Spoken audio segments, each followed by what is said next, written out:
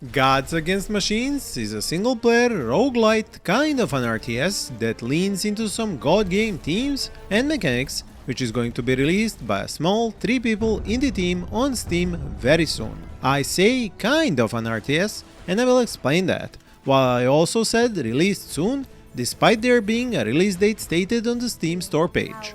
This is because after 2023, the year I now call the year of delays, I no longer want to give credence to a single release date. No offense to these developers personally, just my latest view on the subject of release dates. Now that we have that out of the way, I want to show and tell you more about this interesting game concept. Put simply, you take on the role of a god, with a mission to defend his own world from alien machines, which not only drop as a never-ending torrent of metal, but also spread a corrupting influence on your pristine and natural world. Will fight for you. This corruption kills everything living and even attempts to terraform your world to an alien form, suitable for the masterminds behind this invasion. The ways in which you fight these invaders is by spells, minions, and elemental forces of nature. Because there are 4 different gods you can choose to be, there are 16 unique spells for each, to keep the gameplay fresh and give you a reason to try them all out. On top of that, each god has a unique mechanic, which combines several offensive or defensive features to produce a novel and powerful effect. There is also a sidekick god called Gaia, the Mother of Nature. She takes part in base building, and even more crucially, you can upgrade her powers as you go through the game, so that is where the roguelite progression elements come into play.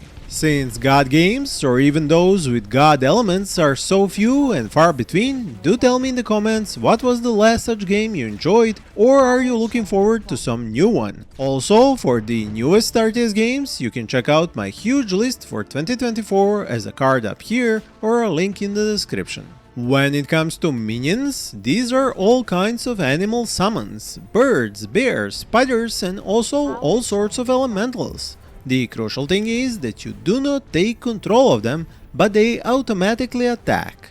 This part actually breaks a key RTS game genre tenet, and it is why I call this kind of an RTS game. Now, you could make an argument here, saying that the Majesty game franchise is also one where you do not control units directly, but offer them bounties to direct their actions.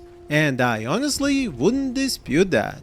What is the core definition of an RTS is always in flux and evolves with each new game in this genre. You can tell me your thoughts on this in the comments below. The elements also help you in another way, like how newly opened volcanoes lob fireballs at enemy units and buildings, or mana crystals recharge your pool of mana, which is your most important resource. This is the base building part of the game, and it is the same on each map type: moderate, desert, ice, or swamplands. These metal enemies have backup too, in the form of huge robots or spaceships, which are considered bosses in Gods Against Machines. They have a lot of HP, as is expected from a boss, are slow and lumbering most of the time, but are also capable of summoning their own units to the field around them, which makes them much harder to take down. Once you do manage to take them down and the enemy cities, you will discover that there are some looting mechanics in this game. These destroyed enemy buildings spawn evacuation drones that may contain stuff you can turn and use against the enemy. The focus here is on action and replayability, meaning the endless mode, which unlocks when you finish the main campaign, is where Gods Against Machines shines the brightest. It is in this game mode that the enemies will keep getting stronger and more numerous until eventually you are unable to beat them. So it is about setting your new best personal score and getting as far as you can in each new run. Enemies are more. You should be aware that these developers have plans to add a sandbox mode. There you would choose spells and passives that you want, not having to rely on random luck of the draw. On the other hand, they do not have plans for multiplayer, console port, or a map editor. New gods are a big maybe.